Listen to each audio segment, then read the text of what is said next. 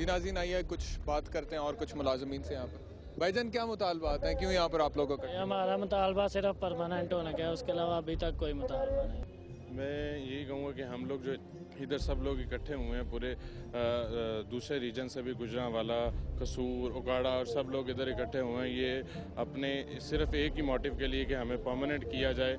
और इसके अलावा हमारा गवर्नमेंट से, नादरा डिपार्टमेंट से, इसके अलावा और कोई भी मुतालबा नहीं है। टोटल कितने एम्प्लॉइज़ हैं इस वक्त पूरे पाकिस्तान में नादरा के जो इस वक्त परमानेंट होना चाहते हैं? टोटल 20 to 25,000 एम्प्लॉयज़ हैं जो पूरे नहीं जो एहतजाज more than 40,000 employees with in Pakistan है।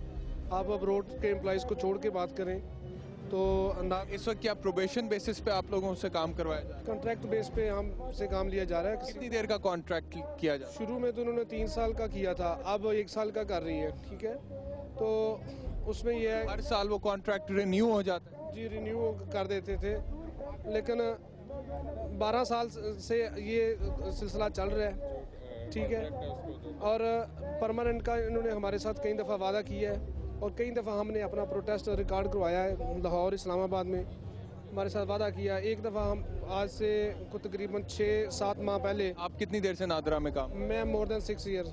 और आप कितनी देर से काम? मैं 2 साल से कर रहा हूँ।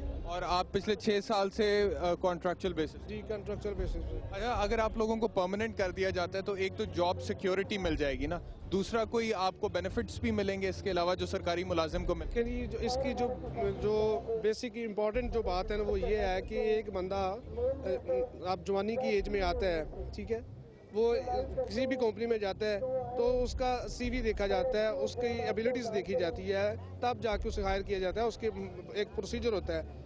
जो बंदा 6 साल 10 साल एक महकमे को दे देता है, उसके बाद उसे थैंक्स लेटर दे दिया जाता है कि आपका कॉन्ट्रैक्ट लेटर ख़त्म हो गया, आप कहीं और जाकर देख सकते हैं। तो उसके बाद उसका क्या फ्यूचर है, उसके बच्चे हैं, उसकी फैमिली है, तो क्या फ्यूचर है, इसमें कोई जॉब सिक्योरिटी नहीं है। नाज़रीन, इस वक्त मेरे साथ मोहसिन खान मौजूद हैं जो असिस्टेंट मैनेजर हैं कसूर में, नादरा के, नादरा ऑफिस के। ये अभी थोड़ी देर पहले तकरीर भी कर रहे थे और बड़ी जज्बाती तकरीर कर रहे थे। आइए इनसे पूछते हैं, क्यों जी, कब तक ये हड़ताल चलेगी?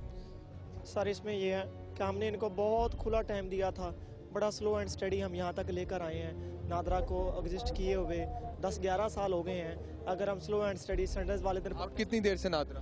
मुझे 2.5 साल हो गए हैं। ठीक है, लेकिन इस वक्त मैं कुल की बात कर रहा हूँ। जो नादरा के एम्प्लॉयज़ हैं, 11 साल हमने इन लोगों को दिए हैं।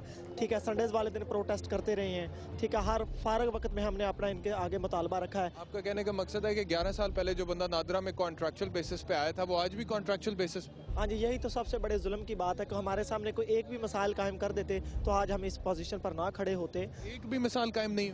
एक भी मिसाल कायम नहीं हो सकी। जब भी इनको जिस बंदे की जरूरत नहीं पेश आई, इन्होंने लेटर ऑफ थैंक्स दिया है। अपनी इनकी सीटें कन्फर्म है, लेकिन किसी सिविलियन एम्प्लॉय की सीट कन्फर्म नहीं है।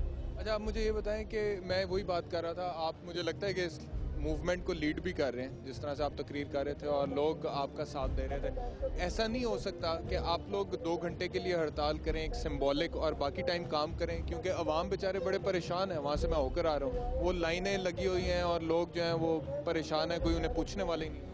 ये आपकी बात बिल्कुल ठीक है। सबसे पहले मैं आवाम से भी माजरत करना चाहूँगा कि हमारे इस मैनेजरियल इशू में, ठीक है, सिविलियन और जो मिलिट्री मैनेजमेंट का इशू है, इसमें जो सबसे ज़्यादा सफ़र कर रही है वो पब्लिक कर रही है। ठीक है, लेकिन बड़ी माजरत के साथ उनके इलेक्शन कमीशन का प्रोजेक्ट भी हमने किया है, बेनज़ीर इनकम सपोर्ट का भी किया है, नेशनल हाईवे का भी किया है, हर जगह पे तो हमने कारगर करके दिखाया है। ठीक है, अब एंड पे हमारा दिल अपना दुखता है कि हर किसी का काम करने के बाद अगर हमारा काम नहीं हो रहा तो क्या फ़ायदा उस काम का। अब हम उस वक्त ही वापस जाएंगे जब हम रेगुलराइजेशन हासिल कर लेंगे। और अभी आपको उम्मीद है कि अगले मुस्तकबिल में अनकरीब कुछ हो जाएगा? इंशाल्लाह ताला सर, उम्मीद पर दुनिया कायम है। मेरा मतलब है कि अभी 2-3-4 दिन में कुछ होता हुआ नजर आ रहा है, क्योंकि अभी 2 दिन हुए आप लोगों को हड़ताल पे और लोगों की परेशानी का ये आलम है, आगे तो फिर और हालात खराब। सर, कुछ होता हमारा नज़र आए ना आए, लेकिन हम करते हुए नज़र नहीं आएंगे। हम दफातर में वापस नहीं जाएंगे।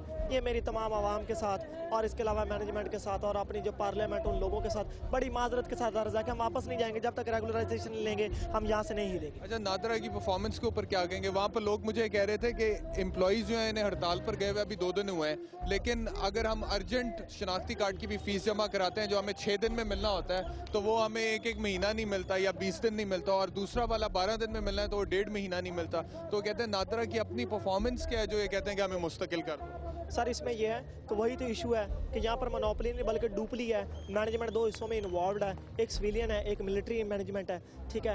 इनमें कभी भी वो इत्तेफाक नहीं हो पाया, ठीक है। ये इशू डिवाइड रहा था, इसके बावजूद हम इनके साथ कोऑपरेट करते आए हैं, ठीक है। जब इस किस्म के मसाइल जिन्होंने आवाम को बहुत ज़्यादा डिस्टर्ब किया है, जिन्होंने हमारे एम्प्लॉयज़ को फायर किया विदाउट एनी रीज़न, इस किस्म के इशूज़ हैं जिन्होंने हमें ये स्टेप लेने पर मजबूर किया है।